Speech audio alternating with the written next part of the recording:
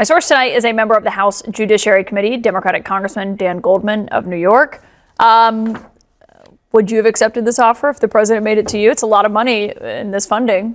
It is so preposterous that we're talking about the largest infrastructure project in the country that is so central to the entire Northeast corridor, that has been already funded by Congress, signed by a president, and it's literally being hung up based on whether Donald Trump gets his name on something.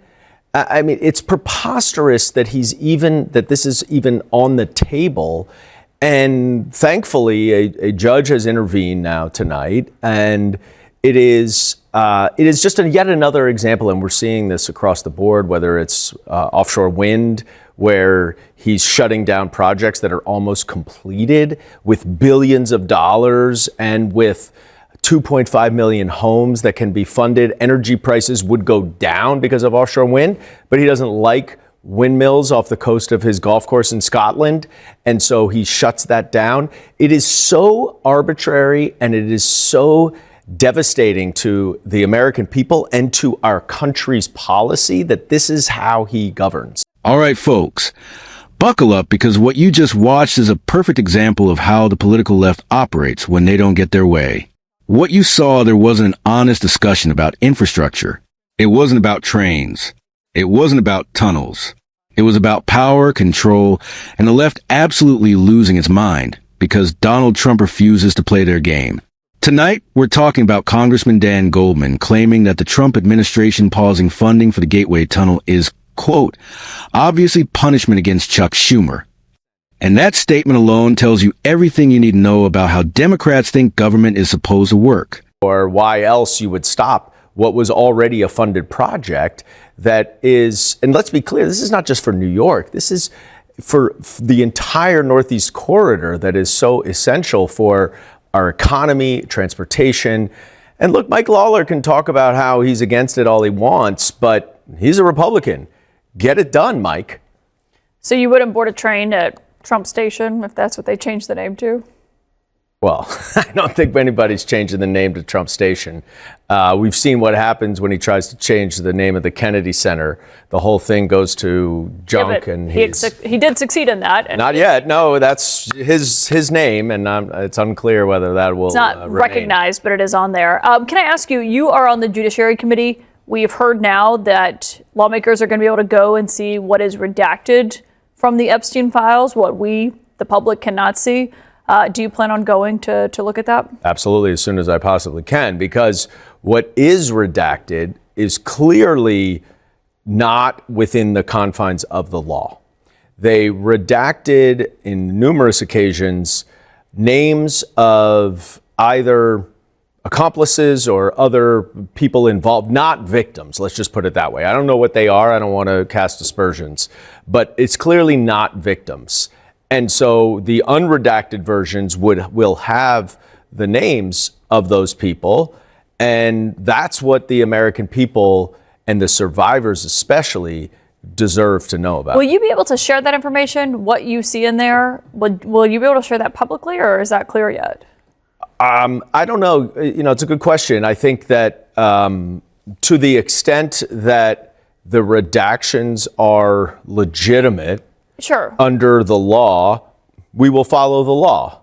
But if they are redacting things that are outside the confines of the law, I don't see why there would be any restrictions on us. Let's start with the framing. Goldman immediately says this is the largest infrastructure project in the country. Already funded, already signed, already approved, and he acts shocked that the executive branch would dare to pause it. But here's the part they never want to talk about. Federal funding is not a blank check. Oversight is not punishment. Asking questions is not corruption.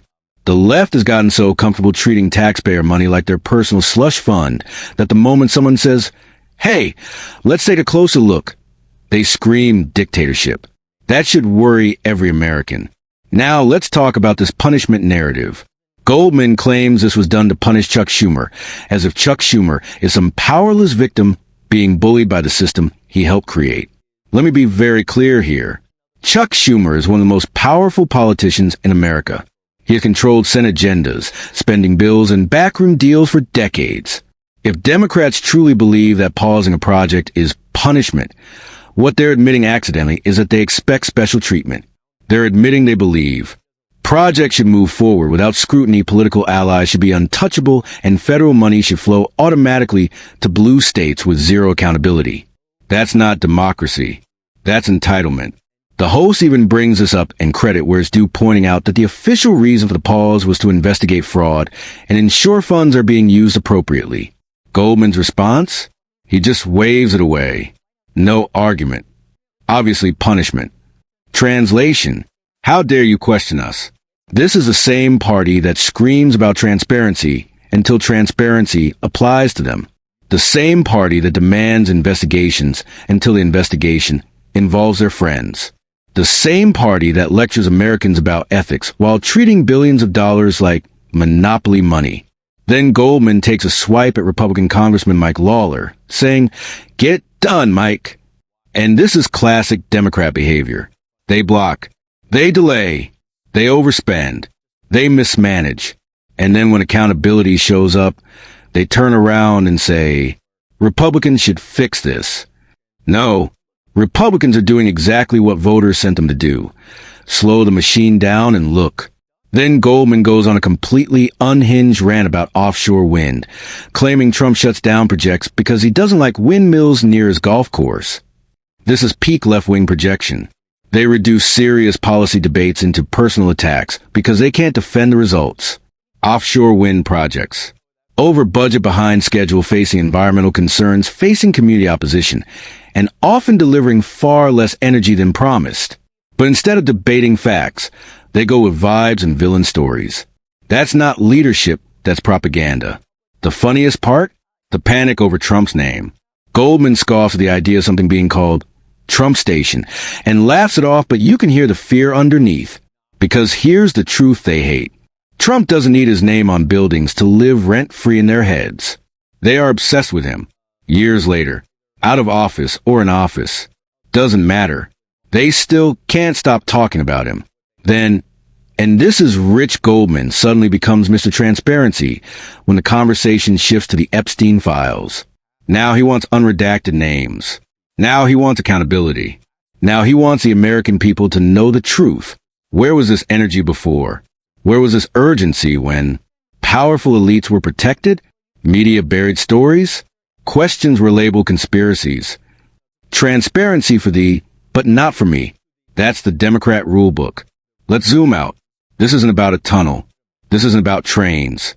This isn't about names on buildings. This is about who controls the system. Trump represents disruption, oversight, resistance to unchecked bureaucracy. And that terrifies people like Dan Goldman, not because it hurts Americans, but because it threatens their control. They don't fear chaos. They fear accountability. So don't fall for the headlines. Don't fall for the outrage. And don't fall for the victim act. When Democrats cry punishment, what they usually mean is, you're not letting us do whatever we want anymore. And frankly, that's exactly why millions of Americans still support Donald Trump. If you care about transparency, accountability, and putting taxpayers first, you already know which side you're on. If you found this breakdown helpful, hit that like button. Subscribe for more real reactions without the spin. And let me know in the comments, is this punishment or is it long overdue oversight? Because the American people are done being played.